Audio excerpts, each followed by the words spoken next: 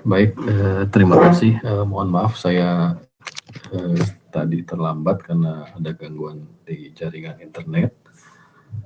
Baik, untuk pagi hari ini kita akan membahas materi terkait bagaimana kita melakukan negosiasi dalam bisnis. Sebelum kita masuk ke materi, untuk suara saya apakah sudah bisa terdengar dengan jelas? Jelas, Pak. Jelas, Baik. Pak. Untuk slide saya sudah bisa terlihat? Terlihat, Pak. Baik. Baik, terima kasih. Kita mulai. Untuk materi kali ini, saya ingin bertanya dulu mungkin kepada teman-teman semua, apakah teman-teman sudah pernah atau jika saya mendengar kata negosiasi itu yang ada di benak atau pikiran kalian itu seperti apa, mungkin bisa disampaikan ke saya di sini. Negosiasi itu seperti tawar-menawar ya, Pak? Tawar-menawar ya, bisa seperti itu. Ada yang lain mungkin? Kira-kira negosiasi itu seperti apa, dan atau mungkin ada teman-teman yang udah pengalaman mungkin melakukan negosiasi? Berdiskusi untuk menemukan kesepakatan, Pak. Kesepakatan, oke. Jadi ada kesepakatan yang dicapai ya dalam negosiasi. Ada lagi?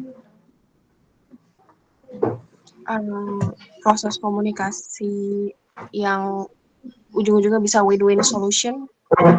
Win-win solution, oke. Ya, ada lagi? Ini paling Pak pasti identik sama permintaan dan penawaran. Permintaan penawaran, oke, good. Baik, jadi negosiasi yang mungkin sering kita lakukan, mungkin salah satunya adalah negosiasi pada saat kita ingin memenuhi kebutuhan tadi ya, needs and want, mungkin pada saat kita bertransaksi, jual beli, atau kita ada konflik atau ada perbedaan, supaya bisa dijatuhkan win-win solusi atau solusi yang terbaiknya. Bila ada permasalahan kita bisa cari jalan keluar yang terbaik. Mungkin itu gambaran umum apa itu negosiasi. Jadi mungkin secara umum teman-teman sudah mengalami atau sudah tahu lah gitu ya. Jadi negosiasi itu bisa dilakukan juga di misalnya di rumah, atau bisa juga dengan teman, atau pada saat di dunia kerja, atau bahkan negosiasi itu bisa dilakukan dengan diri sendiri. Kalau di rumah mungkin kita bisa bernegosiasi dengan orang tua atau saudara atau adik atau kakak. Kalau di kampus mungkin bisa dengan teman, di dunia kerja. Nah, jika ternyata negosiasi juga bisa dilakukan dengan diri sendiri. Nah, ada yang tahu kira-kira negosiasi apa yang dilakukan dengan diri sendiri? Ada yang punya pendapat?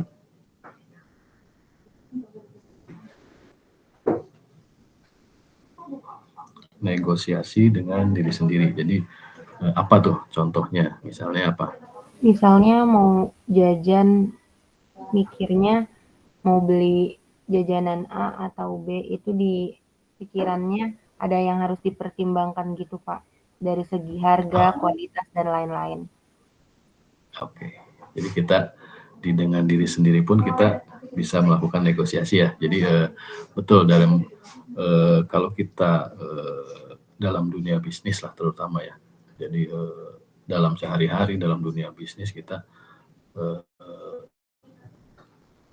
negosiasi merupakan suatu hal atau sebuah kegiatan yang bukan merupakan hal yang baru lah.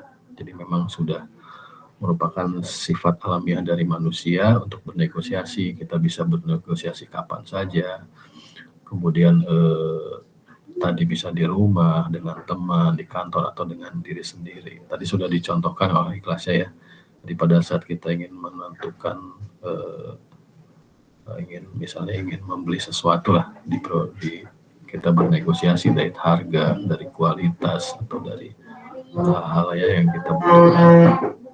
Misalnya ketika harus memilih prioritas, mungkin misalnya pada nanti pada saat teman-teman selesai kuliah, mungkin di situ ada prioritas sendiri, apakah ingin bekerja atau ingin berwirausaha atau ingin melakukan hal-hal lain yang tentu itu harus dinegosiasikan mungkin dengan diri sendiri. Itu tadi contohnya dari bagaimana kita melakukan negosiasi dengan diri sendiri. Misalnya ingin hadir ke suatu acara atau tidak hadir, ingin membeli atau tidak ingin membeli, itu bagian dari negosiasi. Baik, kita lanjutkan. Nah, apakah negosiasi itu bisa dipelajari atau negosiasi itu bisa dilatih, atau memang negosiasi itu merupakan kemampuan manusia atau kemampuan kita sejak lahir. Nah, itu nanti kita bisa bahas di slide-slide selanjutnya. Jadi secara umum negosiasi itu bisa diartikan sebagai sebuah dialog lah, atau dialog atau semacam komunikasi lah. Tadi disampaikan kan ada komunikasi antara dua orang atau lebih, bisa itu orang atau pihak misalnya atau organisasi, di mana kedua belah pihak tersebut ingin mencari solusi yang bisa disepakati bersama. Nah, karena setiap pihak tentu dalam bila kita bernegosiasi kan, misalnya organisasi A atau organisasi B kan memiliki keinginannya, memiliki yang diinginkan lah atau yang dibutuhkan. Nah, itu harus kita negosiasikan sehingga dicapailah sebuah kesepakatan. Nah, itu pengertian dari negosiasi. Kemudian negosiasi juga merupakan proses komunikasi. Terus di dalam komunikasi tersebut mungkin ada bisa mempertimbangkan berbagai alternatif solusi yang tentunya harus disetujui oleh kedua belah pihak, atau menyetujui atau menyepakati terkait tujuan yang bisa memuaskan antara kedua belah pihak yang melakukan negosiasi. Jadi negosiasi tentu dilakukan oleh dua belah pihak, kemudian ada keinginan masing-masing, kemudian ada solusi-solusi, alternatif solusi yang bisa disepakati oleh kedua belah pihak tersebut. Jadi itu pengertian dari negosiasi.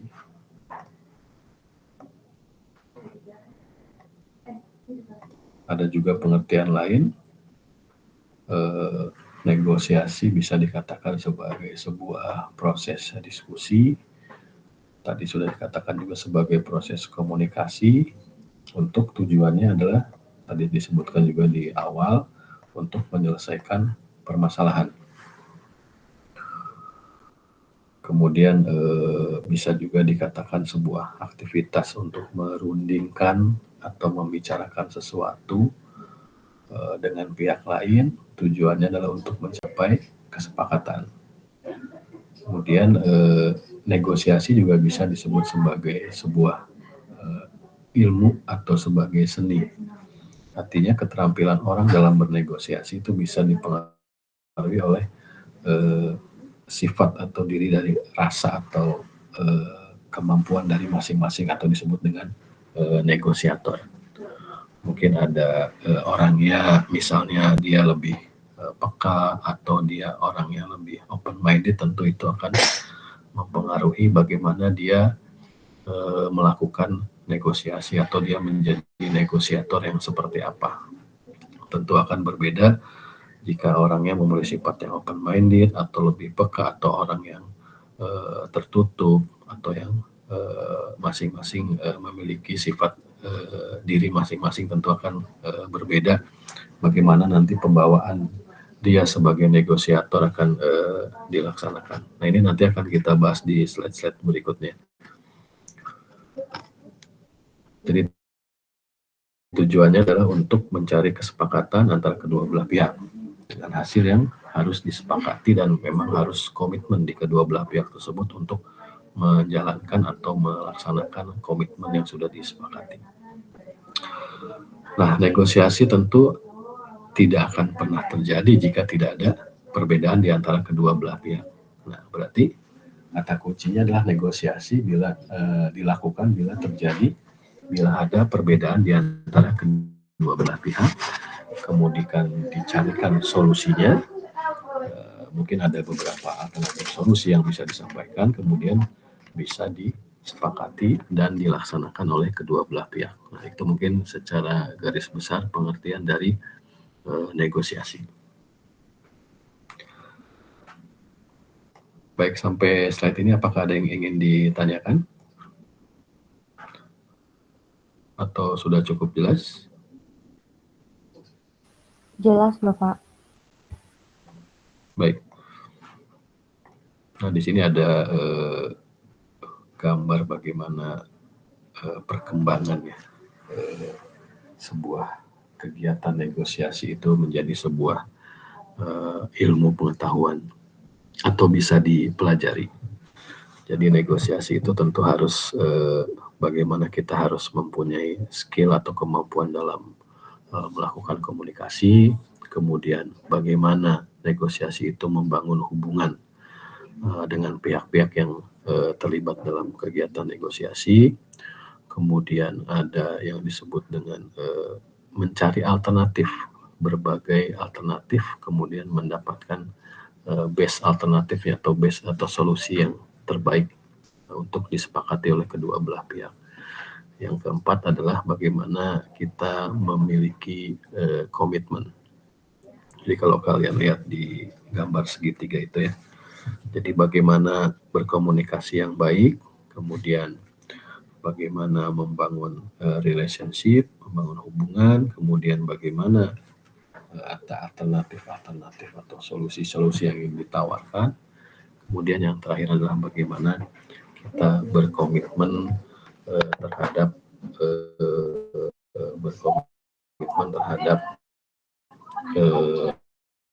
kesepakatan atau hasil dari negosiasi yang ingin kita sepakati bersama. Kemudian juga ada selanjutnya ada bagaimana prosesnya, bagaimana struktur negosiasinya, bagaimana sebuah hubungan itu dibangun dalam melakukan negosiasi, bagaimana kita melakukan investigasi atau persiapan sebelum melakukan kegiatan negosiasi, kemudian alternatif solusi yang ditawarkan, bagaimana kita menyampaikan, kemudian ada bargaining dan akhirnya ada kesepakatan. Jadi nanti kita akan bahas di slide-slide berikutnya. Baik, jika tidak ada pertanyaan kita lanjut. Tadi sudah dijelaskan bagaimana apa pengertian dari negosiasi, kemudian hal-hal apa saja yang perlu dikuasai dalam melakukan negosiasi atau gambaran umum tadi seperti berkomunikasi, membangun hubungan, kemudian mencari alternatif dan melakukan memiliki komitmen untuk menjalankan hasil dari negosiasi. Nah, di slide ini kita akan sampaikan dulu. Jadi secara bahasa kan negosiasi itu kalau dalam bahasa Inggris disebut nego, berasal dari kata negotiate atau to be negotiating. Nah, orang yang melakukan kegiatan negosiasi disebut dengan negosiator. Nah, karakteristik seperti apa sih yang harus atau sebaiknya dimiliki oleh seorang negosiator gitu ya. Nah, ini secara umum seseorang yang ingin menjadi atau bisa dikatakan sebagai negosiator yang baik gitu ya. Secara umum dia harus open minded, ya, kalian bisa lihat di situ open minded, kemudian mempunyai kepribadian yang kuat, punya prinsip, kemudian memiliki karisma, berwawasan luas, kemudian bisa menyampaikan pendapatnya dengan baik, dengan jelas ya. Di situ ada disebut articulate, kemudian ada experience, itu ada maksudnya dia mempunyai pengalaman tentu, apakah bisa dikatakan dari pengalaman dia bernegosiasi misalnya, atau pengalaman di bidang-bidang tertentu sehingga dia diikut atau dia menjadi negosiator yang handal misalnya. Kemudian memiliki motivasi, memiliki kesabaran, kemudian memiliki ketegasan, assertiveness, kemudian tidak memiliki prinsip ya, tidak mudah dipengaruhi, fleksibel, persuasif, dan bisa berpikir cepat. Nah itu mungkin bisa dikatakan idealnya, spesifikasi ide. Kalau misalnya itu barang, ini disebut dengan spesifikasi seorang negosiator. Jadi secara umum harus memiliki poin-poin tersebut. Nah, selanjutnya ada pendapat lain juga yang mengatakan bahwa karakteristik dari seorang negosiator atau seorang negosiator yang baik adalah ini bisa disebutkan bahwa dia harus memiliki keterampilan dalam menyiapkan dan merencanakan. Jadi dia punya kemampuan tuh, karena dalam melakukan negosiasi itu memang harus ada persiapan yang baik, kemudian ada perencanaan yang baik. Terkait persiapan dan perencanaan yang baik dalam melakukan negosiasi nanti kita akan jelaskan di slide-slide berikutnya. Jadi kita tadi bagaimana karakteristik dari seorang negosiator tadi, harus punya keterampilan dalam menyiapkan dan merencanakan. Kemudian dia juga harus memahami what is the problem, apa masalah yang mau dinegosiasikan. Knowledge of the subject matter being negotiated. Jadi seorang negosiator yang baik, yang good negosiator itu dia harus mengetahui, paham dari problemnya, paham permasalahannya. Kemudian memiliki kemampuan untuk berpikir jernih dan cepat. Kemudian kemampuan untuk memiliki kemampuan untuk menggunakan kekuatannya lah. Kalau dia misalnya memiliki kekuatan tertentu, itu dia bisa gunakan. Nah, terkait kekuatan apa saja itu nanti bisa kita bahas di slide-slide berikutnya. Kemudian tentu kemampuan dalam berkomunikasi, kemudian kemampuan dalam mendengar, kemampuan bagaimana menilai, kemudian juga bagaimana pengetahuan umum, secara umum, kemampuan untuk menganalisa, kemudian dia harus bisa memiliki kemampuan untuk membujuk orang lain, memiliki kesabaran, membuat keputusan, memiliki karisma, bisa mempertimbangkan banyak pilihan, mengetahui gaya orang dalam bernegosiasi, fleksibel, kemudian bisa berpikir bagaimana about possible area of agreement. Jadi dia bisa berpikir tentang kemungkinan alternatif solusi atau rencana-rencana, bisa rencana A atau rencana B. Nah itu dia harus bisa berpikir seperti itu. Nah ini tentu hal-hal ini menjadi sebuah karakter negosiasi yang sangat banyak dan seolah-olah mungkin sangat sempurna. Ini memang bisa saja tergantung dari apa yang akan dinegosiasikan. Jika mungkin negosiasinya tidak terlalu rumit seluruh karakter yang ini, tapi inilah mungkin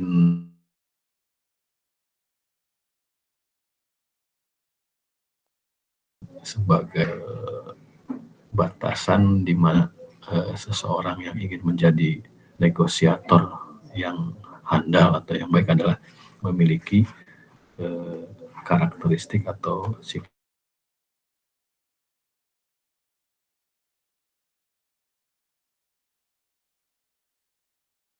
sifat-sifat sebagai berikut. kemudian sampai ke kekuatannya, bagaimana dia mempersiapkannya.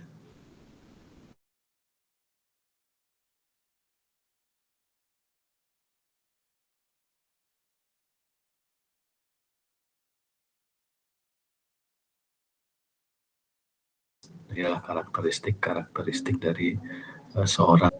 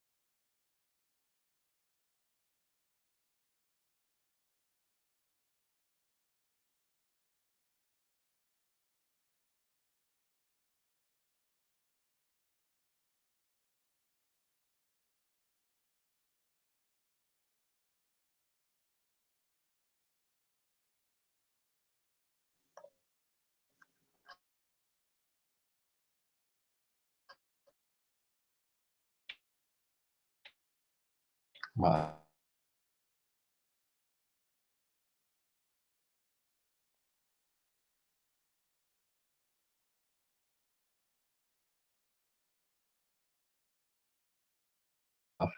putusnya ya.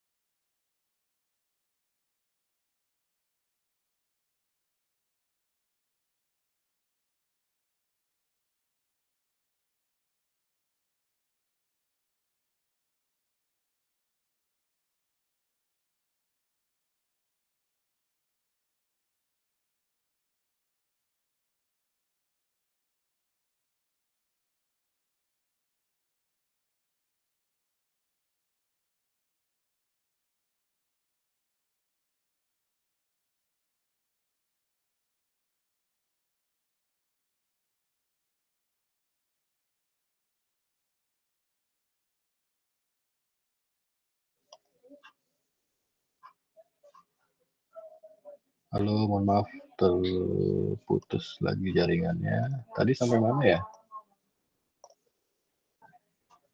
Karakteristik udah tadi ya? Sudah tersampaikan karakteristik?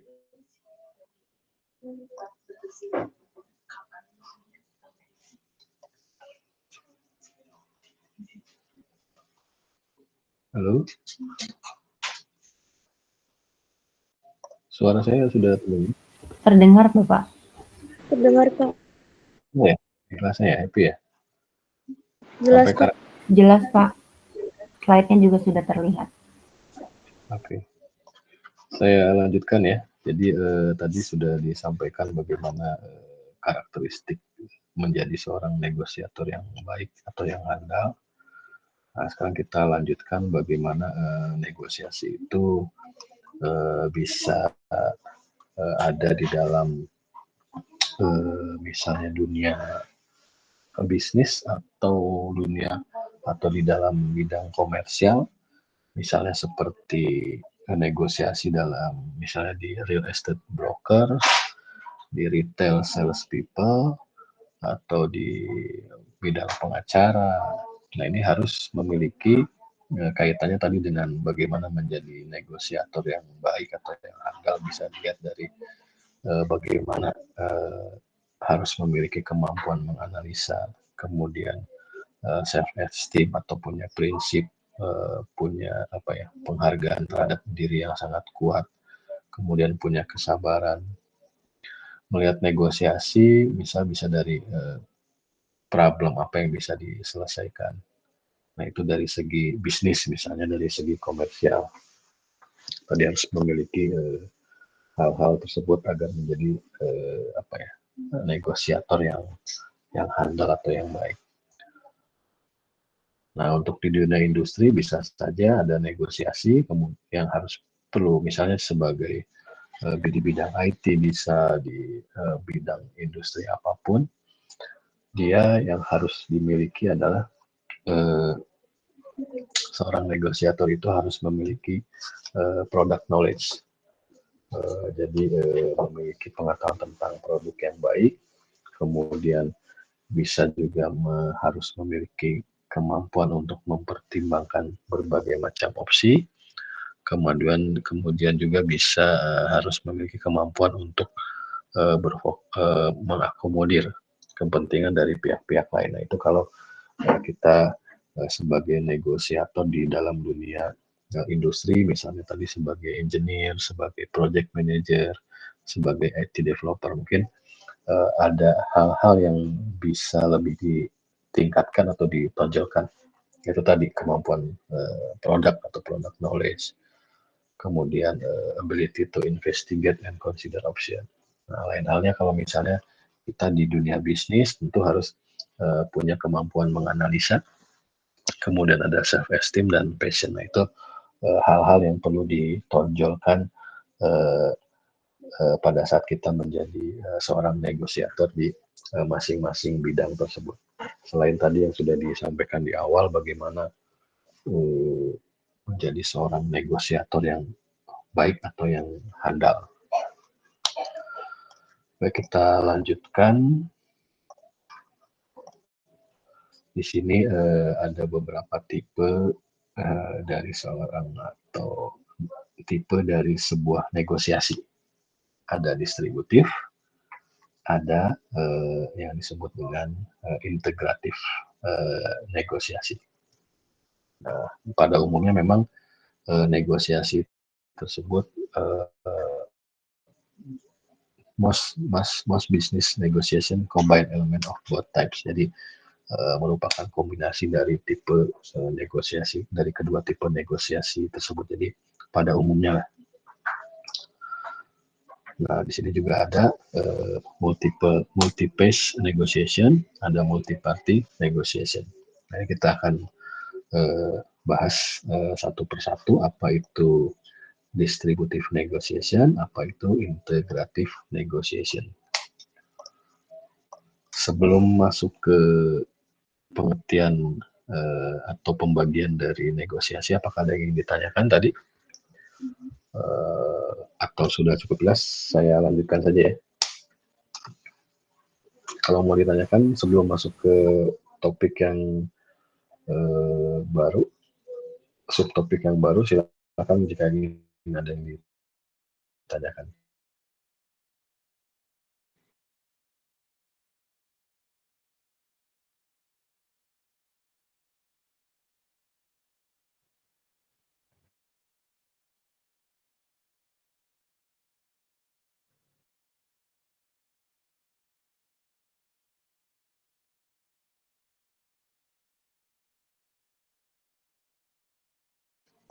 Baik, kita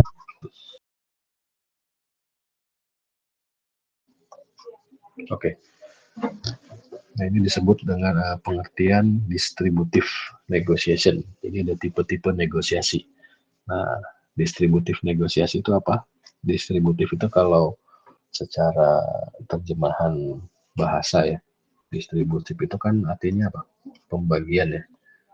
Jadi ada secara bahasa disebut pembagian atau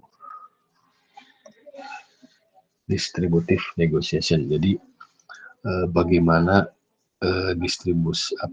negosiasi distribusi itu, distributif itu lebih ke arah bagaimana sebuah kegiatan negosiasi tersebut lebih banyak bersaing. Jadi di situ ada persaingan, bagaimana untuk mendapatkan nilai atau bagian-bagian tertentu, Nah, kalau diilustrasikan di slide itu kan ada sepotong kue ya. Sepotong kue itu jadi pihak mana mungkin nanti yang akan mendapatkan pie yang potongan kecil, atau pihak mana lagi yang akan mendapatkan potongan yang lebih besar. Jadi distributif itu lebih ke bagaimana pembagiannya. Apakah pembagiannya akan sama besar, atau pembagiannya ada yang kecil, ada yang besar. Nah, itu tergantung dari bagaimana nanti pada proses negosiasi. Tentu siapa yang akan mendapatkan bagian lebih besar dan siapa akan yang mendapatkan bagian lebih kecil. Nah, bagian itu apa? Pie itu apa ya? Tadi tujuan kita bernegosiasi, keinginan kita bernegosiasi itu apa? Nah, kita bisa mendapatkannya atau mendapatkan besar atau mendapatkan dengan yang lebih kecil. Misalnya pada saat transaksi jual beli lah misalnya, tentu tujuan dari penjual adalah mendapatkan atau supaya mendapatkan harga atau deal di harga yang paling tinggi. Sedangkan di sisi pembeli sebaliknya tentu dengan harga yang paling rendah. Nah, itu salah satu itu yang dimaksud dengan distributive negotiation. Nah, kemudian ada yang disebut dengan apa itu integratif. Nah, apa itu yang disebut dengan integrative negotiation? Nah, ini integrative negotiation itu merupakan integratif kan kalau dari segi bahasa. Kalau tadi distributif itu kan pembagian. Nah, kalau integratif itu bagaimana menyatukan atau bagaimana menggabungkan. Jadi kebalikan dari distributif. Nah, para pihak yang bernegosiasi tentu ingin mencapai benefit atau keuntungan yang maksimum dengan mengintegrasikan kepentingan mereka. Jadi ada win-win solution atau win-win negotiation. Kemudian para pihak berusaha agar mendapatkan bagian atau yang lebih besar. Kemudian itu yang disebut dengan negosiasi yang sifatnya integratif. Kemudian ada juga yang disebut dengan negosiasi, tadi ada distributif, kemudian ada integratif, kemudian ada multi-phase dan multi-party negotiation. Multi-phase itu misalnya multi tahap. Jadi negosiasi itu dilakukan secara bertahap. Misalnya kalau ada kegiatan ingin membangun rumah misalnya, atau membangun sesuatu, ingin membangun pabrik atau apa, tentu ada negosiasi, mulai dari negosiasi pertama dah negosiasi terhadap misalnya arsitekturnya. Kemudian negosiasi selanjutnya, tahap selanjutnya adalah negosiasi terkait spesifikasinya mungkin. Kemudian selanjutnya adalah mungkin negosiasi tentang kesepakatan harganya. Jadi itu dia melakukan negosiasi tapi secara bertahap. Nah, kemudian ada juga multi-party negotiation. Jadi ada lebih dari dua pihak yang terlibat dalam negosiasi. Jadi ada misalnya dalam yang lazimnya terjadi ya, negosiasi multi-party itu mungkin bisa saja negosiasi yang terjadi di lembaga legislatif misalnya, atau di lembaga di DPR lah kalau di kita, atau misalnya di PBB itu kan banyak peserta atau pihak-pihak yang terlibat dalam negosiasi. Kalau di PBB tentu negara-negara anggota PBB tentu yang terlibat dalam negosiasi, atau negara-negara yang terlibat konflik. Kemudian ada negara-negara yang menjadi anggota PBB. Nah, itu disebut multi-party negotiation. Atau misalnya negara-negara ASEAN misalnya, atau negara-negara yang tergabung dalam OPEC. Nah, itu negosiasi multi-party. Jadi banyak pihak yang terlibat. Kalau multi-phase itu bertahap. negosiasinya. Mungkin tidak langsung negosiasi harga, tapi mungkin negosiasi spesifikasi dulu, kemudian baru negosiasi harga atau negosiasi misalnya after sale service-nya dan lain sebagainya. Jadi negosiasinya dilakukan secara bertahap. Nah, itu jadi ada tipe-tipe dari negosiasi. Yang pertama adalah distributif, atau bagaimana kita membagi atau ada pembagian solusi atau alternatif atau kesepakatan yang bisa diterima.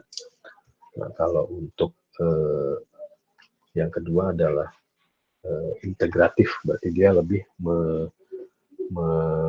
menyatukan lah solusi-solusi dari kedua belah pihak, kemudian ada keinginan dari kedua belah pihak, kemudian disatukan. Nah, disatukan untuk dapat disepakati. Nah, berbeda dengan distributif yang hanya langsung kesepakatannya langsung dibagi seperti sebuah kue tadi kalau diilustrasikan. Jadi langsung membagi solusinya atau membagi kesepakatannya. Nah, itu tipe-tipe dari negosiasi. Nah, ini kemudian selanjutnya adalah terkait dengan positional bargaining.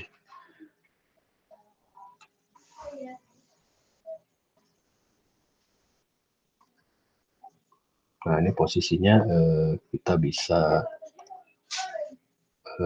pada posisi yang bargaining itu apa ya? Tawar-menawar. Nah, posisinya bisa pada saat nanti ada kegiatan negosiasi misalnya. Nah, itu bisa dalam posisi yang soft atau posisi yang hard. Maksudnya seperti ini. Nah, di situ di tabel dijelaskan bahwa ada siapa sih partisipasi peserta negosiasinya. Kalau teman, dia lebih ke soft. Kalau misalnya lawan, tentu akan lebih susah posisi tawar-menawarnya. Kalau soft itu ada tujuan, mencapai tujuan bersama, mungkin lebih kepada integratif.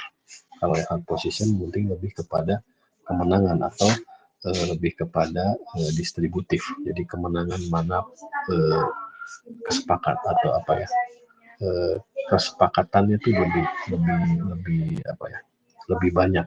Jadi kalau diilustrasikan sebagai sebuah kue, hard itu bisa ada yang dapat banyak, bisa ada yang dapat potongan yang lebih sedikit. Nah, itu di situ bisa kalian lihat ada beberapa posisi untuk tawar-menawar, ada yang soft, ada yang hard. Ada yang misalnya posisinya mengalah atau yang memaksakan. Kalau soft mungkin posisinya lebih bisa dipercaya, kalau hard mungkin posisinya tidak dipercaya. Kemudian ada yang fleksibel, tidak fleksibel. Nah, itu hal-hal yang terjadi pada saat kita melakukan negosiasi. Nah, bisa kalian baca sendiri di slide 14 di situ ya. Ada yang soft position. Kalau soft position misalnya solusinya bisa dapat diterima oleh semua, itu yang segi soft. Tapi kalau yang hard position, dia posisinya lebih ke memaksakan pendapatnya atau memaksakan alternatif solusi yang dia inginkan. Nah, lebih terbuka untuk yang soft. Kalau untuk yang hard posisi itu lebih tertutup, tidak terbuka, lebih fleksibel. Kalau yang hard kurang fleksibel.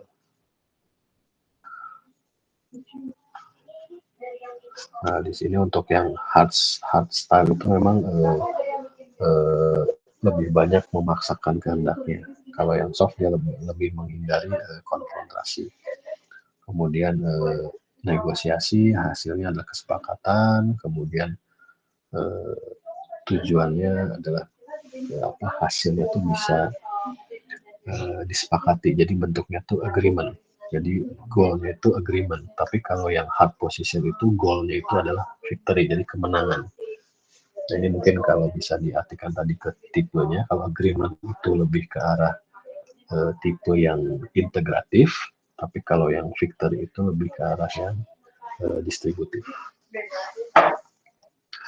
Oke, kita lanjutkan. Nah, ini tadi posisional begini, kemudian integratif tadi sudah dijelaskan. Nah, ini distributif dan integratif. Nah, ini bila dibuatkan tabelnya ya. Tabelnya itu jika dia kan bisa membedakan. Kalau distributif itu lebih ke arah win or lose. Jadi yang satu menang, yang satu kalah. Karena kan dia sesuai dengan pengertian tadi distributif itu kan adalah membagi atau ada pembagian. Lain halnya dengan integratif yang sifatnya menggabungkan solusi-solusi atau mengintegrasikan kepentingan-kepentingan mereka atau keinginan-keinginan kedua belah pihak dijadikan satu sehingga tercapai sebuah outcome yang win-win solution.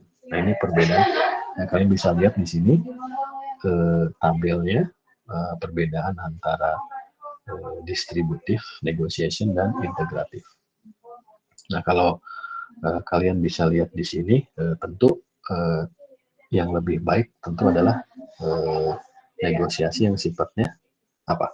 Sifatnya integratif, karena di situ ada outcome-nya dia harus ada win-win solution, kemudian lebih fleksibel, kemudian solusinya pun lebih kreatif, kemudian ada apa ya,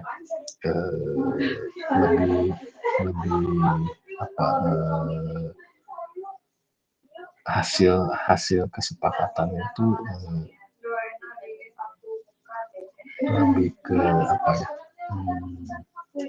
memang ada perbedaan lah, ada opposite, tapi berbeda. Kalau yang integratif itu walaupun dia berbeda tapi tidak berlawanan. Nah, makanya itu disebut dengan bagaimana negosiasi itu dilakukan secara integratif atau penggabungan. Beda halnya dengan distributif yang sifatnya hanya pembagian saja. Nah, kalau pembagian kan tentu bisa saja ada yang lebih sedikit, ada yang lebih besar. Nah, itu perbedaan atau karakteristik dari masing-masing tipe negosiasi antara distributif dan integratif. Dari segi solusi, biasanya solusinya hanya satu. Kalau distributif, kalau integratif dia lebih banyak solusi, sehingga tidak memaksakan satu solusi yang kepada pihak yang lain. Integratif lebih dari satu solusi, jadi bisa dipilih berbagai macam solusi yang bisa disepakati atau bisa win-win solution bagi kedua belah pihak. Baik, sampai sini ada yang mau ditanyakan? Silakan.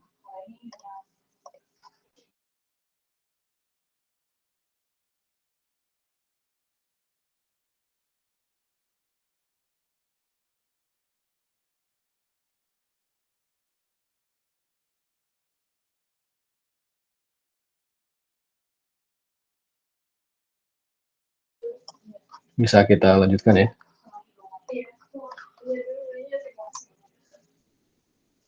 Lanjut, Pak. Baik, di sini seorang negosiator atau negosiators dilema. Jadi kita harus bekerja sama, cooperate, atau kita harus berkompetisi. Nah, ini bisa kalian bisa lihat di matriksnya. Tentu jika kita cooperate, pihak A maupun pihak B, saya bisa dilihat ya, ada dua belah pihak yang bernegosiasi, tapi dua-duanya sama-sama bisa bekerja sama atau cooperate. Jadi akan menghasilkan good outcome. Jadi hasil negosiasinya tentu akan menjadi hasil yang baik, bisa disepakati oleh kedua belah pihak. Lain halnya jika salah satunya inginkan kompetisi, tapi yang satunya lagi ingin bekerja sama, ini bisa juga bagi yang ingin bekerja sama, tentu hasilnya tidak akan maksimal. Lain halnya bagi yang sifatnya ingin berkompetisi. Dia memiliki hasil atau outcome yang baik. Nah, ini bisa kalian baca dan pahami, bisa kalian lihat matriksnya di sini. Bagaimana jika dua-duanya adalah dua belah pihak melakukan kompetisi? Jadi negosiasi itu dia memandangnya sebagai kompetisi, atau ada juga negosiasi memandangnya sebagai sebuah kerjasama. Nah, ini matriks yang bisa terjadi jika hal-hal tersebut disatukan di antara kedua belah pihak. Jika corporate dua-duanya, tentu outcome-nya akan bagus. Jika dua-duanya berkompetisi, kedua belah pihak berkompetisi, tentu akan menghasilkan hal yang middle atau mediocre outcome. Jadi hasilnya akan di tengah. Itu yang dimaksud dengan cooperate or compete. Jadi apakah akan cooperate atau bekerja sama atau berkompetisi atau compete.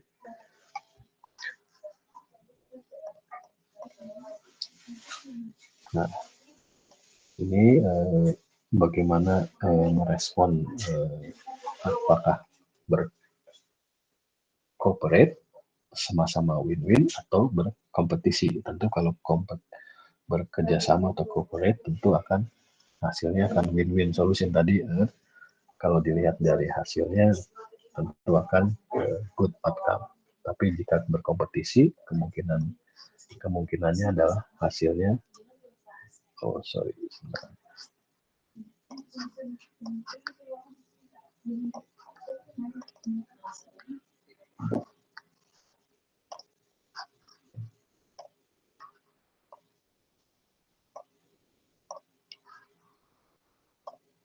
Nah,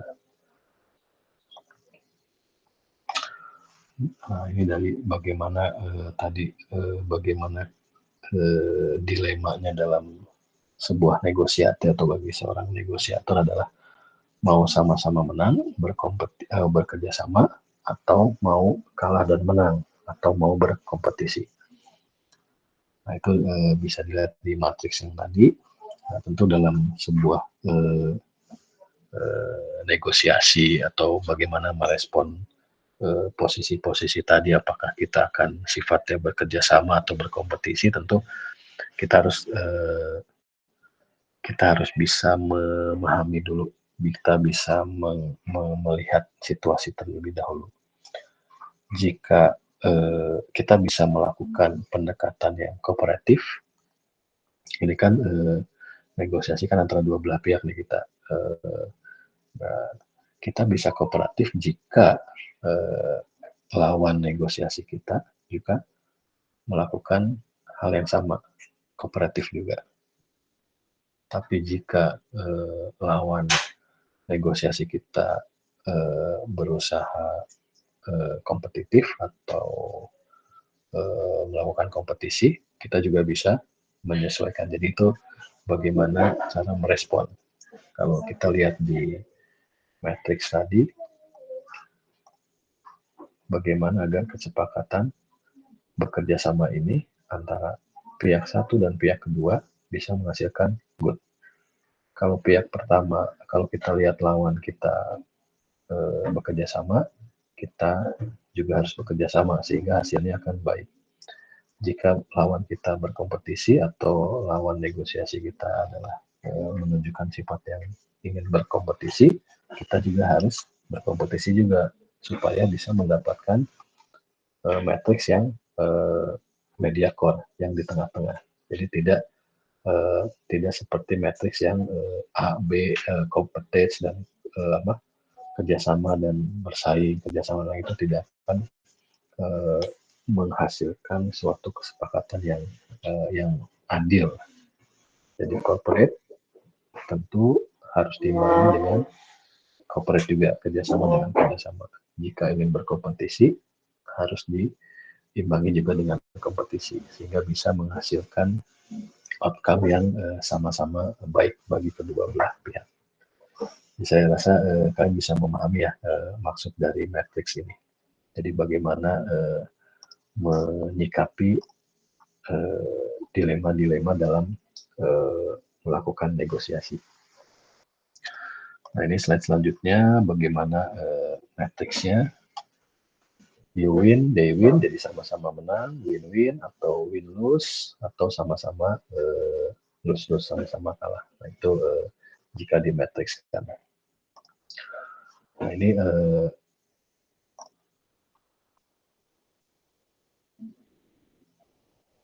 di tabel ini bisa dilihat bagaimana sebuah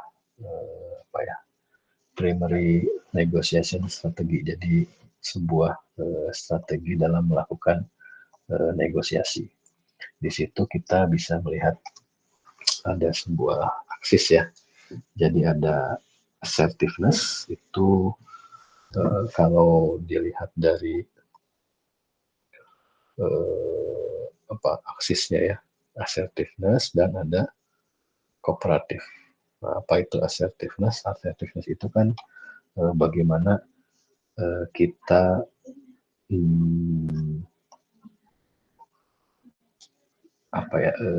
konsen atau mengharap mementingkan kepentingan. Jadi kita lebih pada substansinya kalau assertiveness. Kalau yang cooperativeness itu lebih kepada mementingkan bagaimana membina hubungan.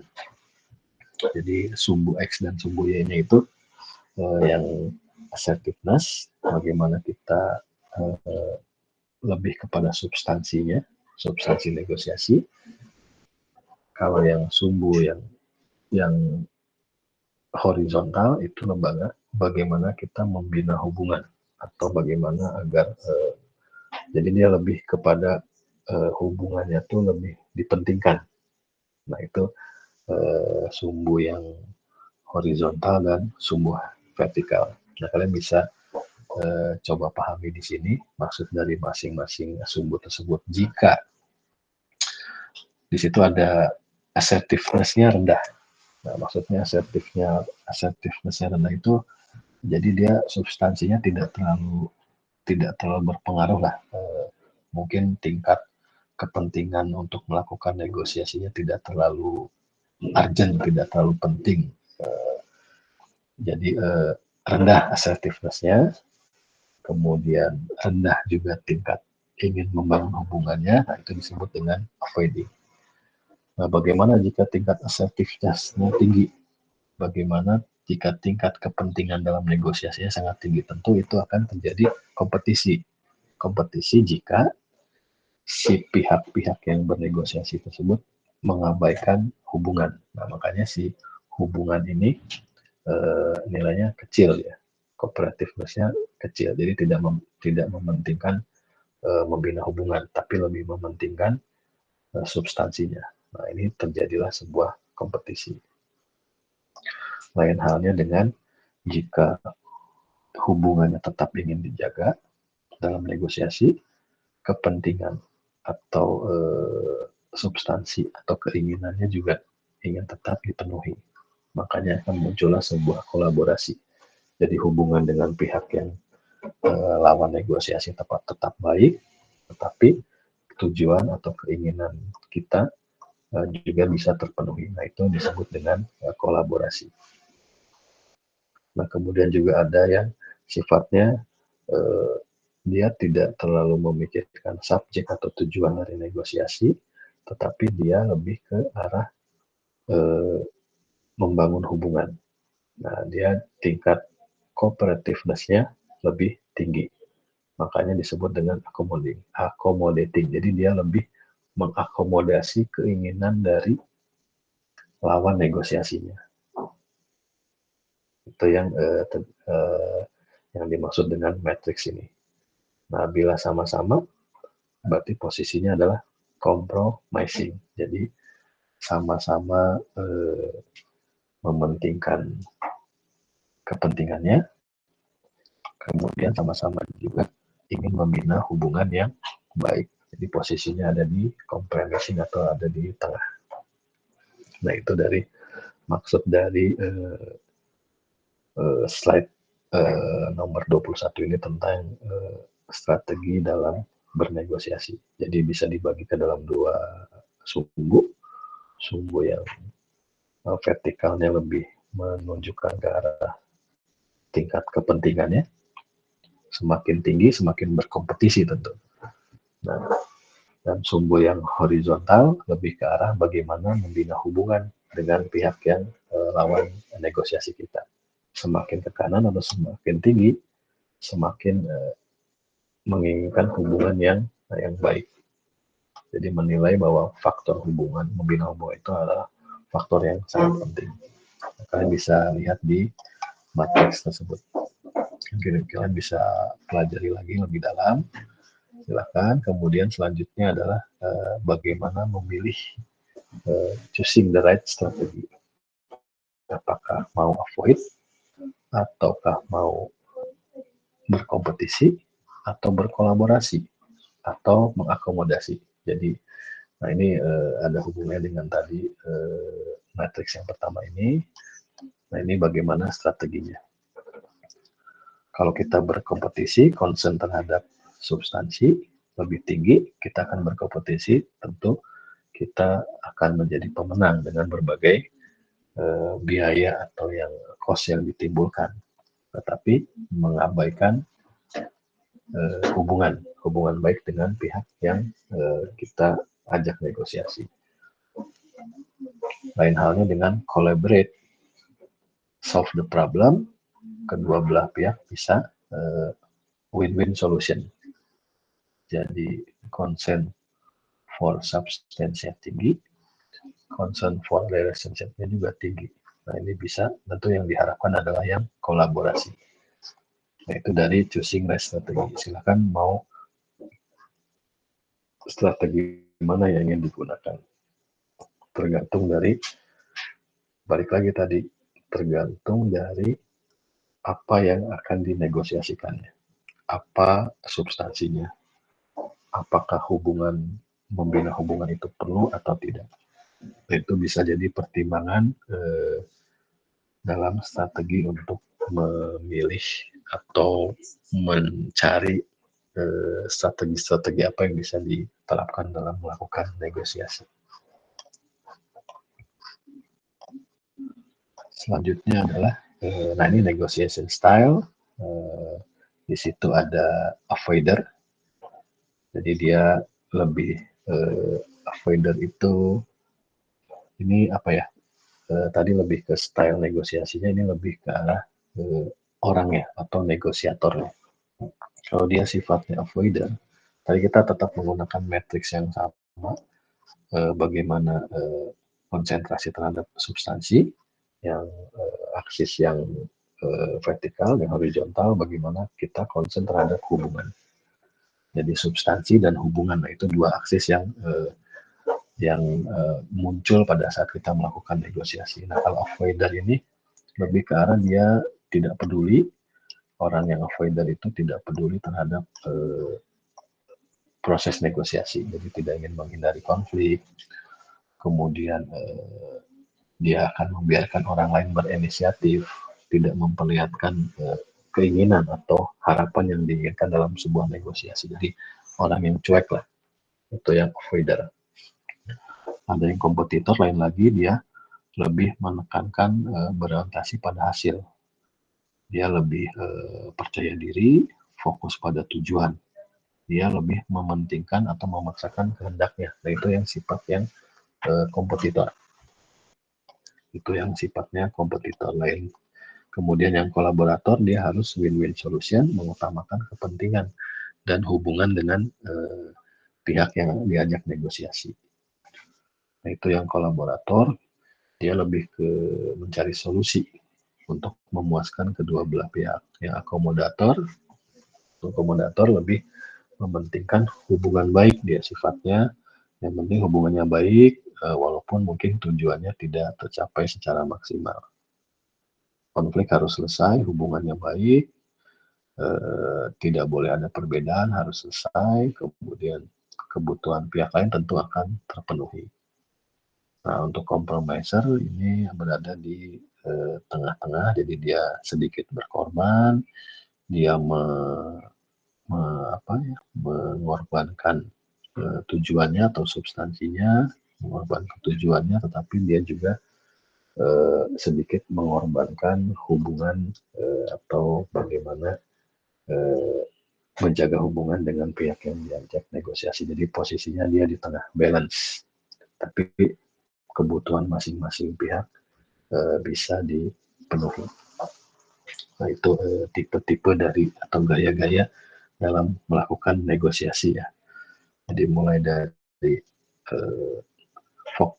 sebenarnya prinsipnya adalah kita bisa melihat dari tingkat substansi masalahnya, dan juga kita bisa lihat dari bagaimana kita ingin membangun hubungan dengan lawan negosiasi kita. Nah, ini kalian bisa pelajari dari matriks yang sudah saya sampaikan ini. Nah, ini kompetitor, kemudian avoider, kalian bisa baca di sini, bisa lebih dalamnya. Ada kolaborator, ada akomodator, kemudian ada compromiser. Baik, sebelum lanjut ke matriks ke slide selanjutnya, apakah ada yang kurang jelas atau ada yang ingin ditanyakan? Silakan. Pak, maaf mau make sure. Ya, silakan.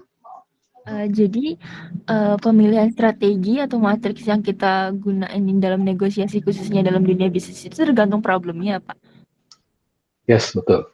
Jadi seberapa besar problem yang ingin kita selesaikan. Tentu kan masing-masing punya problem dan punya keinginan ya. Nah, itu tentu harus disinkronkan. Nah, itulah fungsinya negosiasi, bagaimana supaya keinginan kita tercapai, tentu keinginan dari lawan negosiasi kita juga kan tercapai. Nah, itu tujuan dari negosiasi. Misalnya kalau misalnya secara realnya misalnya pada saat kita bernegosiasi ingin membeli sebuah barang misalnya, tentu kita kan akan negosiasi dengan harga yang termurah kan. Nah, dengan harga termurah mungkin kita tidak, kalau harga kita termurah dapat murah, tentu si penjual kan keuntungannya mungkin tidak banyak. Nah, biasanya itu oke lah kita kasih harganya tidak bisa turun Pak, atau hanya turun sedikit, tapi nanti kita tambahkan dengan misalnya after sale service-nya, atau dengan misalnya ada layanan-layanan lain lah yang bisa ditambahkan, misalnya seperti itu. Jadi si penjual pun tidak terlalu rugi, yang membeli pun tidak terlalu merasa membeli kemahalan karena mendapatkan value added, itu ada tambahan-tambahan terhadap produk yang dibelinya. Jadi seperti itu. Atau mungkin ada yang lain ingin mencoba menjawab, silakan. Jelas strateginya tergantung dari what is the problem. Jadi apa sih masalahnya? Apa yang ingin kita selesaikan? Seperti itu. Oke, baik Pak, terima kasih. Baik, baik. Selain Mayona, ada lain yang mau ditanyakan? Kita bisa lanjutkan ya. Nah, ini different style of negotiator. Jadi kalau tadi avoider ketemu avoider ya hasilnya bagus, tetapi mungkin kualitas kualitas goals-nya atau tujuannya atau substansinya mungkin kurang baik. Nah, mungkin yang pasti kalau berdasarkan tabel ini adalah tentu negosiasi hasil yang terbaik dari sebuah negosiasi dari masing-masing gaya ini tentu cari yang mirip. Misalnya kompetitor ya dengan kompetitor, problem solver dengan problem solver. Atau bisa saja kompetitor dengan problem solver juga masih oke. Tapi kompetitor dengan kolaborator hasilnya belum tentu baik. Nah, ini kalian bisa lihat di matriks yang di slide 29 ini. Jadi outcome-nya akan seperti apa nih kalau kalian kan dua belah pihak ya. Pihak pertama, pihak kedua. Nah, jika sifat-sifat orang-orang ini negosiator ini bertemu, nah ini hasilnya akan bertemu di titik-titik di aksis-aksis yang kita lihat di slide ini. Jadi kalau dikombinasikan. Nah, ini secara teori seperti ini. Tadi betul untuk menentukan gaya atau style negosiasi tentu kita harus melihat dari substansi permasalahan yang akan dinegosiasikan oleh kedua belah pihak. Baik, kita lanjut. Jadi ini selanjutnya adalah main stage atau tahapan utama dalam sebuah kegiatan negosiasi.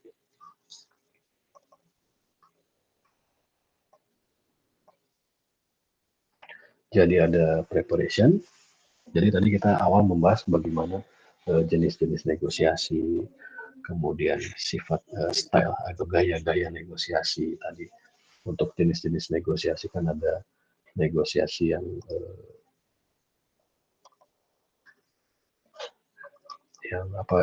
sebutannya tuh distributif atau integratif, kemudian ada multi-phase, ada multi-party, kemudian ada masing-masing negosiator itu memiliki style atau gaya, kemudian ada yang strateginya, apakah strateginya ingin sifatnya berkompetisi atau berkolaborasi atau ingin mengakomodasi atau ingin berada di tengah-tengah sesuai tadi matriks yang saya sampaikan di slide di atas ya. Nah, sekarang kita masuk ke bagaimana sih langkah-langkah atau step-step atau main stage lah dalam sebuah negosiasi. Tentu ada pertama adalah bagaimana preparation-nya, kemudian di situ ada pertukaran informasi. Pertukaran informasi itu bisa saja keinginan kita tuh apa sih, keinginan dari pihak lain itu seperti apa.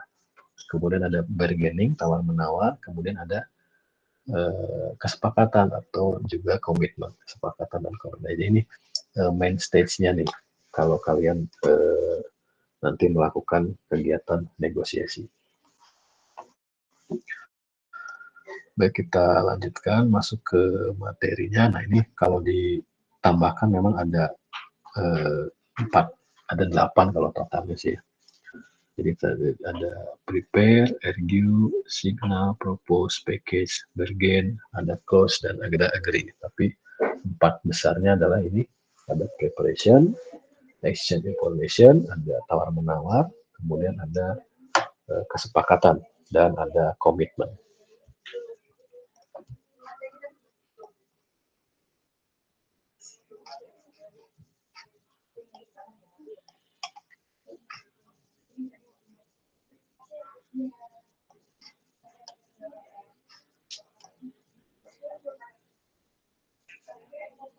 Baik.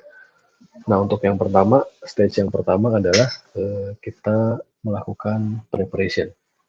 Nah, bagaimana kita cara melakukan preparation, yaitu dengan cara kita mengidentifikasi tujuan dari negosiasi, kita identifikasi tujuan kita, atau mungkin juga jika memungkinkan kita bisa mengidentifikasi tujuan dari lawan negosiasi kita. Kemudian menghitung biaya yang diperlukan, kemudian menyiapkan teknis pelaksanaan negosiasinya, bagaimana menyiapkan maksudnya, misalnya kita dokumen apa yang perlu disiapkan, kemudian kita juga harus merancang siapa saja yang akan melakukan atau akan ikut dalam kegiatan negosiasi. Kemudian setelah merancang siapa yang ikut, ditentukan juga tuh otoritas dari masing-masing anggota tim. Nah, terkait otoritas dari masing-masing anggota tim dalam melakukan negosiasi nanti akan dibahas di slide berikutnya. Kemudian setelah menentukan tim, kemudian menentukan juga otoritas atau kewenangan masing-masing, kita siapkan juga prepare your position and the best alternative. Jadi ada BATNA ya. BATNA itu best alternative solusi. Jadi solusi alternatif solusi yang kita punya. Jadi pada saat kita bernegosiasi, tentu kita punya keinginan kan, punya keinginan.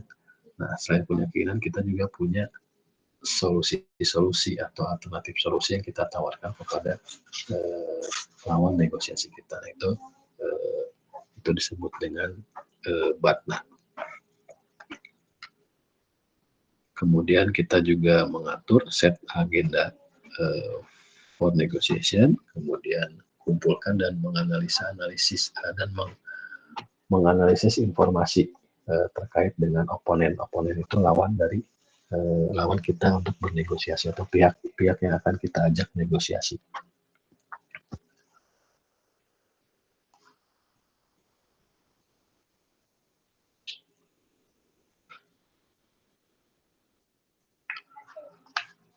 Nah, itu persiapan yang harus dilaksanakan. Nah, ini juga persiapannya apa saja tadi, kemudian secara detailnya ya, secara praktikalnya kita harus menginformasikan kepada tim mengenai tujuan dari negosiasi, mungkin bisa sampaikan juga strategi apa, agendanya apa saja, kemudian diskusikan juga perannya masing-masing.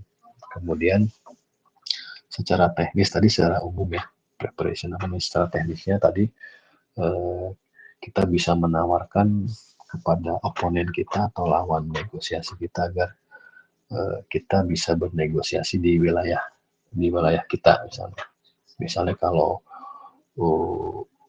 contoh yang paling ekstrim adalah misalnya kalau negosiasi dalam peperangan misalnya dari pihak Rusia dan Ukraina misalnya ada negosiasi, kita upayakan tentu masing-masing pihak menawarkan agar negosiasi bisa dilakukan di daerahnya, bisa dilakukan di Rusia, misalnya kalau ada konflik Rusia dengan Ukraina, atau di pihak Ukraina inginnya di Ukraina. Nah, kita jadi utamakan kita bisa menawarkan sebaiknya dilakukan di wilayah teritori kita, atau kalau di dunia bisnis ya kita tawarkan agar negosiasi dilaksanakan di perusahaan kita atau di organisasi kita atau di kantor kita. Kemudian kita juga bisa menawarkan kita yang akan menulis notulen atau minutes of meeting kegiatan negosiasi. Kemudian kita juga sebaiknya menjadi pihak yang pertama mengirim draft atau agenda negosiasi. Jadi kita menawarkan dulu nih agendanya seperti ini. Jadi usahakan kita yang paling pertama menyampaikan. Kemudian bisa juga kita ini dalam rangka strategi untuk persiapan ya, kita bisa juga sebelum melakukan negosiasi ini bisa bertemu dengan partner bisnis lawan negosiasi kita, bisnis partner mereka, atau klien dari oponen atau dari lawan negosiasi kita. Tujuannya apa? Kita bisa mungkin kita bisa mendapatkan informasi atau bisa menyusun strategi dari informasi yang bisa kita dapatkan dari pihak oponen atau lawan negosiasi kita. Nah, kita bisa bertemu dengan mantan karyawannya kalau ada, kita bisa bertemu dengan rekan bisnis mereka. Nah, itu yang bisa kita lakukan. Kita juga bisa mengundang lawan negosiasi kita atau oponen kita untuk bertemu secara informal sebelum negosiasi formalnya dilaksanakan. Tujuannya adalah untuk mempelajari lawan negosiasi kita. Mungkin mempelajari ini orangnya sifatnya apa tadi, yang style-stylenya apa, mungkin bisa kita ketahui pada saat kita melakukan pertemuan informal terlebih dahulu. Misal kita bisa kegiatan makan malam mungkin, atau kegiatan di kafe atau seperti apa. Jadi ada pertemuan informal terlebih dahulu. Kemudian kita juga usahakan bisa mengirim draft dokumen lebih awal, misalnya draft kontrak atau spesifikasi teknis atau contoh atau sampel, nah kita bisa kirim terlebih dahulu. Kemudian kita juga bisa menawarkan offer your have to other side. Misalnya kita bisa menawarkan interpreter atau penerjemah atau penginapan atau driver atau lain sebagainya. Kemudian kita juga menyiapkan waktu untuk istirahat untuk mempersiapkan negosiasi dalam untuk mengambil keputusan. Jadi dalam negosiasi tentu dilihat dari tingkat problemnya lah, permasalahannya atau keinginannya atau tujuan dari negosiasi. Nah ini sangat banyak sekali yang harus dipersiapkan oleh seorang negosiator atau pihak-pihak yang melakukan negosiasi. Kita masuk ke slide berikutnya. Nah ini, do you really know your main goal? Apakah kamu mengetahui tujuannya? Kemudian tanyakan diri sendiri apakah sudah siap untuk melakukan negosiasi. Nah, kemudian tadi yang kedua adalah exchange information. Tadi kan preparation sudah ya. Nah, kita masuk ke poin berikutnya adalah exchange information. Jadi bertukar informasi. Nah, informasi apa? Misalkan informasi itu bisa diketahui secara global. Kemudian kita bisa infokan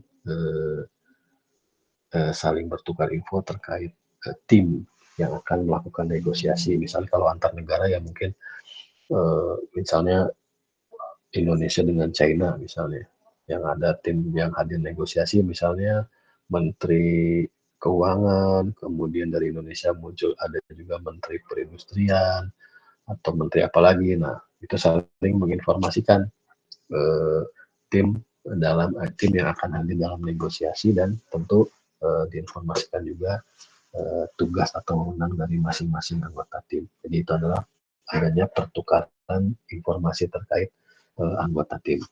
Kemudian juga informasi terkait agenda, kemudian ada pertukaran dokumen, kemudian tentu waktu kapan dilakukan, atau apakah akan ada informal meeting terlebih dahulu. Misalnya kalau kalian mengikuti berita pertemuan di Bali, misalnya pertemuan G20, tentu itu ada informal meeting dulu tuh antar kepala negara. Nah itu harus disampaikan kepada masing-masing tim atau tim negosiasi pihak lain. Nah itu exchange information. Kemudian selanjutnya, nah ini siapa saja nih yang bisa disebut dengan tim atau tim dalam melakukan negosiasi. Ini ada beberapa sebutan ya di sini. Nah, sebelum ke sini ada yang mau ditanyakan atau kurang jelas di slide sebelumnya, silakan.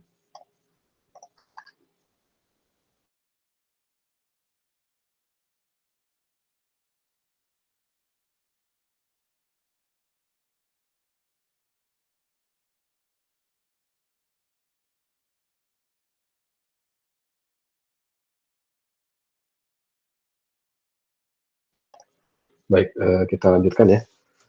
Jadi tadi materi ini masuk ke bagaimana tahap-tahap dalam melakukan sebuah negosiasi. Ada 4 tahap, yaitu tadi ada preparation, kemudian ada exchange of information. Nah, tadi di dalam exchange information sudah disampaikan apa-apa saja yang bisa disampaikan kepada pihak-pihak yang menjadi lawan kita bernegosiasi atau kepada opponents kita. Nah, di sini dijelaskan tim. Nah, salah satunya adalah kita akan menginformasikan tim yang akan melakukan negosiasi dan fungsinya. Nah, di sini ada disebut dengan chief negosiator atau disebut dengan pemimpin dari kegiatan negosiasi dari tim kita. Ada chiefnya, kemudian ada chief itu mungkin bisa saja yang senior atau yang pembuat keputusan, bisa saja pimpinan organisasi, bisa saja. Ada yang disebut dengan good guy. Nah, jadi ada seperti bermain peran lah di negosiasi juga ya.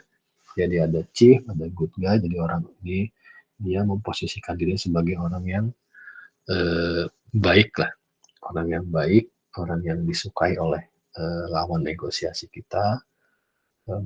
Dia punya kesan yang baik kepada lawan negosiasi kita. Jadi lawan negosiasi kita tuh jadi lebih nyaman. Nah, itu good guy. Kalau bad guy tentu kebalikannya. Nah, ada juga yang sebagai hardliner. Nah, hardliner ini bisa oleh orang yang punya posisi sebagai bad guy-nya. Jadi dia dia sifatnya serius, mempunyai pengetahuan, dia biasanya membuat minute of meeting, dia bisa menunda negosiasi jika dibutuhkan, dia tidak terburu-buru karena dia sifatnya hardliner. Dia mengikuti agenda yang sudah disepakati. Jadi dia benar-benar strict kepada agenda, kepada tujuan. Nah, itu ada orang-orang yang diposisikan seperti itu. Ada juga yang sebagai sweeper. Nah, sweeper ini mungkin masuk juga kepada good guy-nya. Dia mengontrol agar negosiasi itu tidak keluar dari agenda. Jangan sampai keluar dari agenda atau tujuan awal dari negosiasi. Kemudian dia tugasnya juga atau fungsinya adalah menyampaikan the way out-nya atau solusinya atau tujuannya. Nah, itu ada tim yang yang punya peran masing-masing, mulai dari chief-nya, makes decision, give instruction, fungsinya, perannya di situ ada, kalian bisa lihat. Good guy, everybody likes him. Dia fungsinya lebih dia setuju, berperan menyetujui pendapat dari oponennya atau dari lawannya. Bad guy-nya itu lawannya dari good guy, ada hardliner dan ada sweeper.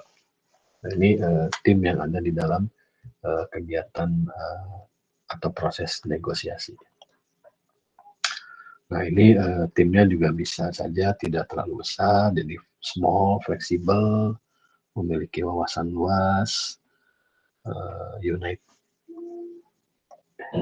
team spirit, kemudian kreatif, kemudian bisa saja all necessary area well represented. Jadi tadi misalnya kalau di dalam antar negosiasi antar negara, kerjasama ekonomi misalnya, tentu yang hadir adalah Menteri Keuangan, Menteri Perindustrian, Menteri Tenaga Kerja atau apa. Nah, itu bidang-bidang yang bisa dihadirkan. Jadi tim itu harus mencakup itu. Nah, semua anggota tim harus mengetahui roles-nya dan fungsinya masing-masing.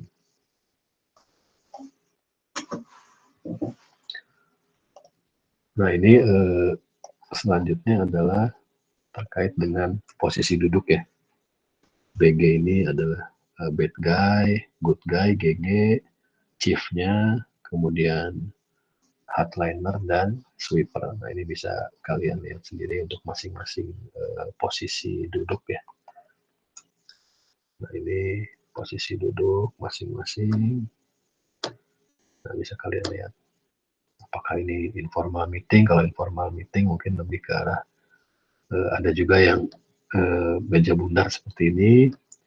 Ada juga yang separate room negotiating team. Jadi ada tim kecil dulu yang bernegosiasi, kemudian ada tim besar untuk bernegosiasi. Jadi mungkin dibagi 2 ruangan. Kalian bisa lihat di sini. Oke, ini adalah posisi-posisi duduk. Baik, sebelum ke slide selanjutnya, ada yang mau ditanyakan sampai sini? Jadi posisi Bapak izin duduk, bertanya. Boleh, silakan. Kalau posisi duduk ini udah pattern apa bisa aja berubah-berubah tergantung perusahaan ya, Pak? Kalau ini kan sepertinya yang umum ya, yang umum biasa dilakukan pada saat negosiasi. Kalau posisi itu mungkin sudah kalau tingkat negosiasinya tingkat negara mungkin sudah ada yang menentukan nih nanti good guy-nya mungkin akan berseberangan atau akan berdekatan. Kalau kalian lihat di sini, contohnya chip ini saling berdekatan lah gitu ya. Tapi good guy sama sweeper atau yang bad guy-nya saling berseberangan. Nah ini pakemnya mungkin bisa seperti ini, atau mungkin ada pandangan-pandangan lain. Tentu ini harus bisa dieksplor oleh kalian ya. Jadi bisa lihat pengalaman-pengalaman, mungkin cari tahu bagaimana kegiatan negosiasi antar negara atau negosiasi bisnis, apakah posisi duduk seperti ini apakah sudah pakem atau memang ini hanya sebagai gambaran umum saja. Umumnya pada saat melakukan negosiasi. Seperti contohnya ini, negosiasi bisa dilakukan di dua ruangan. Mungkin di sini chief-nya dulu yang menegosiasi, atau good guy-nya dulu, atau sweepernya. Kemudian nanti mereka bergabung ke rapat yang lebih besar. Nah, biasanya kan kalau antar negara itu ada rapat antar kepala negara terlebih dahulu tuh. Kemudian nanti masalah teknis baru dengan menteri-menterinya. Atau misalnya di dalam dunia bisnis mungkin antar direktur dulu, nanti baru masuk ke direktur atau manajer atau yang lebih teknisnya. Ini sepertinya hanya gambaran saja bagaimana posisi-posisi duduk dan orang-orang yang terlibat di dalam negosiasi. Seperti itu. Atau ada yang mau menambahkan, silakan. Bisa kita lanjutkan? Bisa, Kita Pak. sudah Terima cukup kasih. ikhlas. Kita lanjutkan ya. Bisa, Pak. Iya, Pak. Oke, kita lanjutkan. Ini kita masuk slide berikutnya.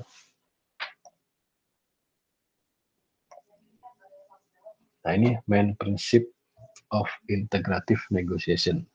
Jadi kita prinsipnya dalam melakukan negosiasi yang integratif. Tadi tentu tipe negosiasi yang paling baik lah gitu ya, adalah negosiasi yang sifatnya integratif atau penggabungan, daripada yang tadi dipisahkan atau ada pembagian gitu ya. Negosiasi yang tipenya tadi di atas tuh ada.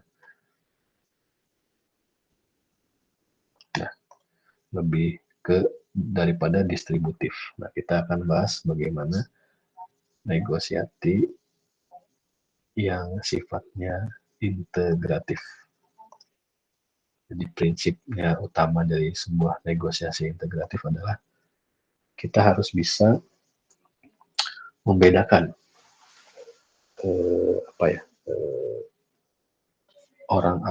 membedakan antara orang yang melakukan negosiasi dengan yang masalah yang akan dinegosiasikan.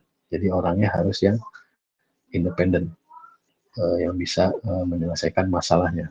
Nah, ini prinsipnya. Jadi bagaimana caranya men-separate itu, memisahkan itu adalah dengan kita harus mengusahakan atau melihat permasalahan itu dari sudut pandang lawan.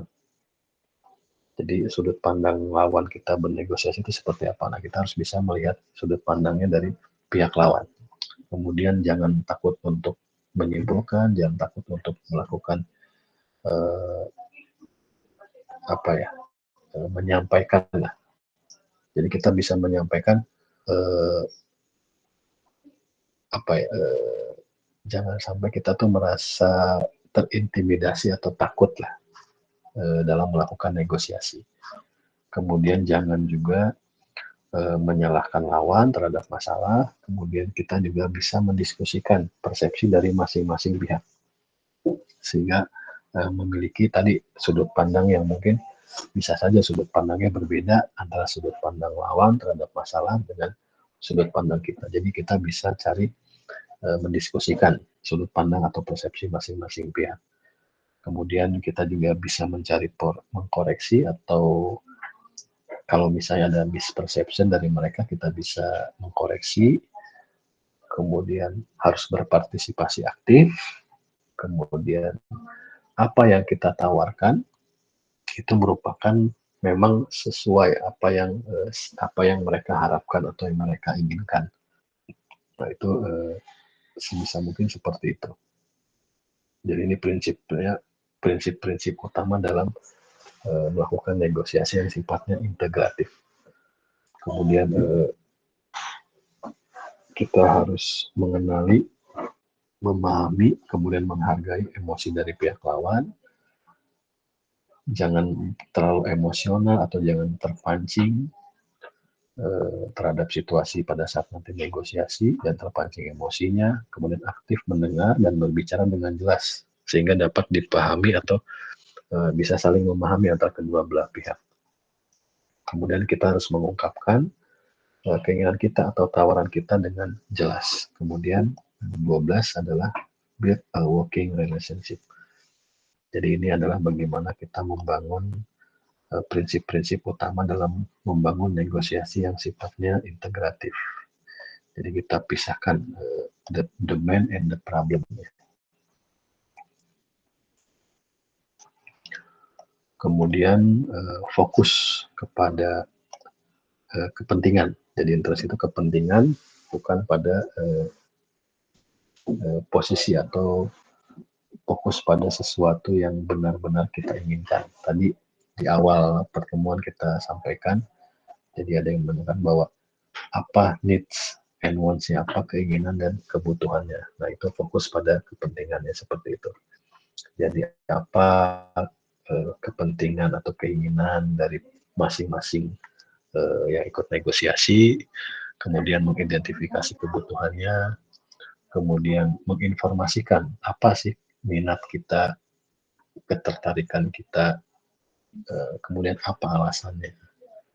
Kemudian kita juga harus melihat ke depan, solusi apa yang bisa dilakukan ke depannya, fokus dan fleksibel. Kemudian yang terakhir adalah bersikap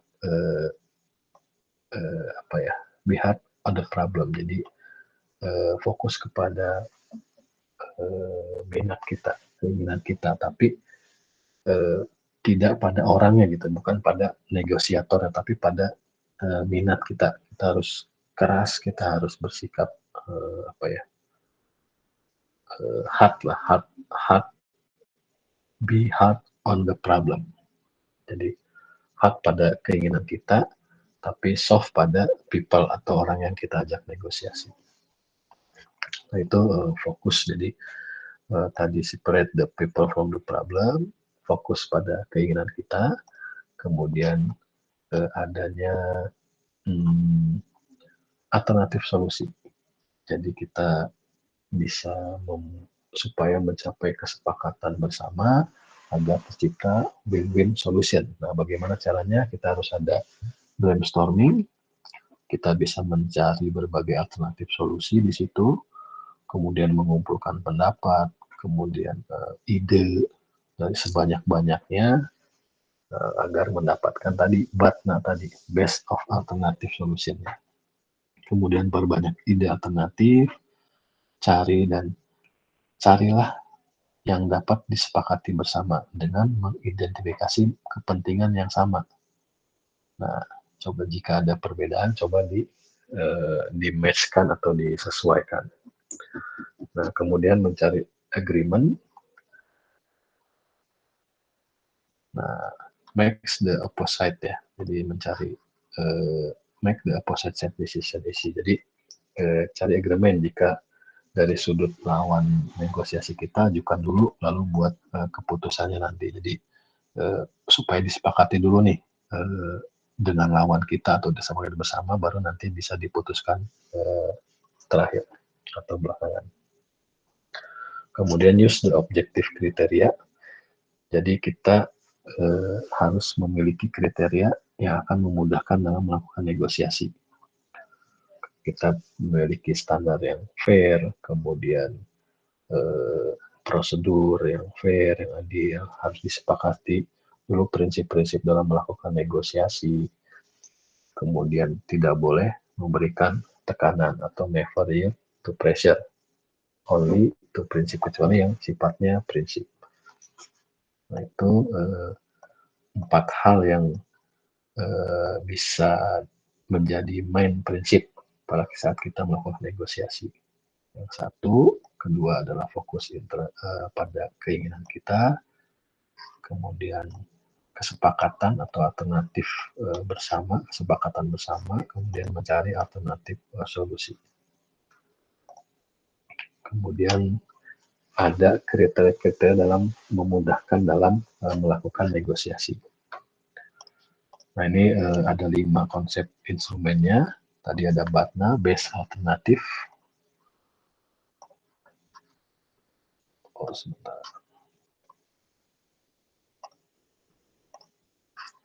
Nah, ini Best Alternative Solution.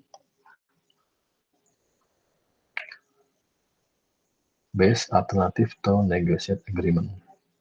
Kemudian ada Reservation.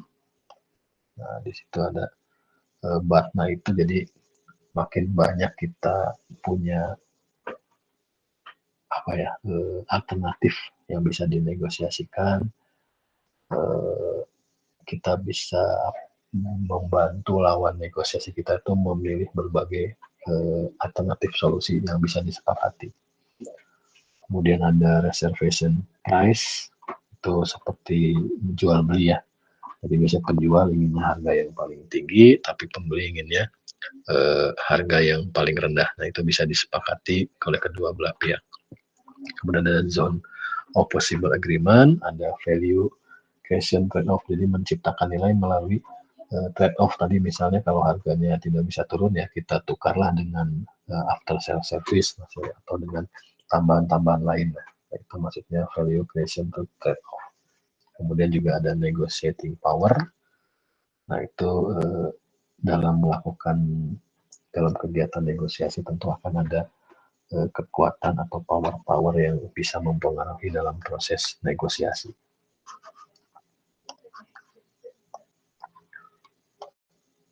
Nah, ini BATNA tadi, kemudian reservation price. Nah, ini zone of possible agreement. Ini ada maksimum yang diinginkan oleh seller harganya. Ini ada ya yang diharapkan oleh si buyer, tentu yang lebih murah. Nah, ini ada zona possible agreement. Jadi zona kesepakatan antara si seller dan si buyer. Nah, di sini ada zona minimum dia bisa menjualnya ya, atau disepakati. Di sini dia maksimum si buyer bisa membayar. Nah, ini bisa kalian lihat di tabel ini terkait zona possible agreement. Jadi ada di tengah lah posisinya, di mana si buyer sanggup membayar dan di mana si seller sanggup untuk menjual. Nah, ini ada tipe-tipe sumber-sumber kekuatan dalam melakukan negosiasi. Itu bisa ada tingkat ekspertisnya, kemudian ada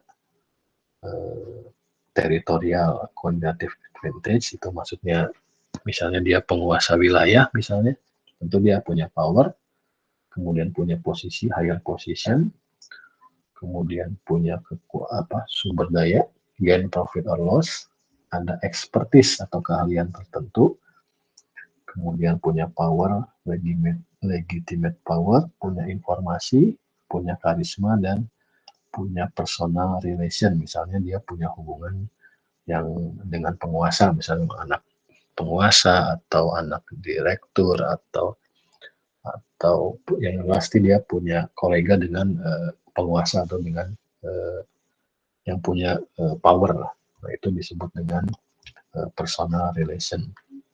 Nah, ini source of power in negotiation ini bisa mempengaruhi bagaimana tadi strategi dalam konsep atau instrumen yang bisa dilakukan dalam melakukan negosiasi. Ada BATNA, ada reservation price, ada ZOPA, ada value, ada negotiating power. Baik, ini materinya sudah habis sampai slide 55. Apakah ada yang mau ditanyakan? Silakan sebelum saya tutup.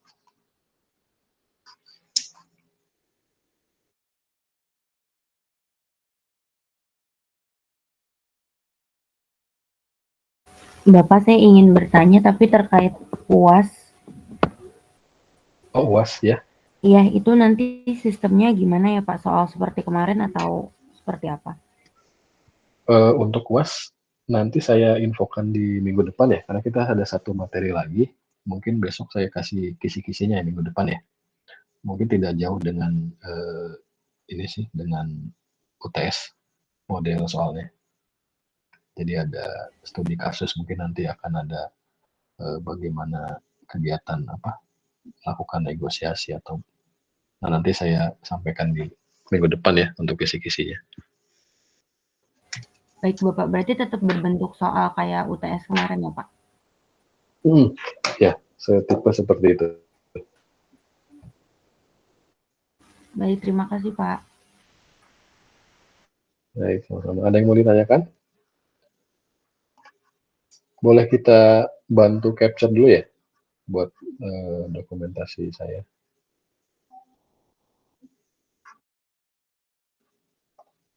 Bisa bantu, ada yang bisa screenshot, mungkin bisa di on cam kan?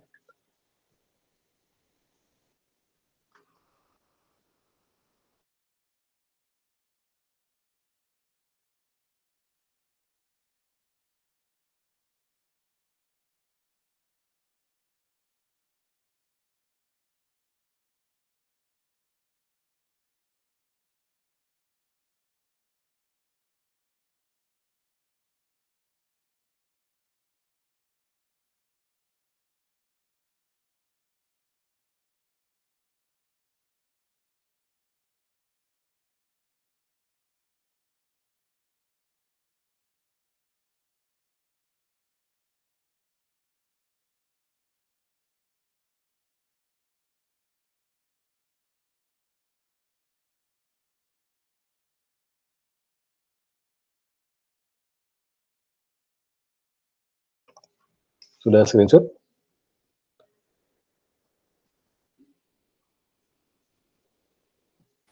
Sudah Pak. Tolong di share di grup ya. Ini hadir semua ya. Baik, terima kasih untuk pertemuan hari ini sudah dicukupkan. Minggu depan ada satu materi lagi, nanti sekalian saya sampaikan kisi-kisi untuk UAS ya. Baik, terima kasih. Assalamualaikum warahmatullahi wabarakatuh. Sampai jumpa minggu depan. Waalaikumsalam warahmatullahi wabarakatuh. Terima kasih, Pak. Terima kasih Pak.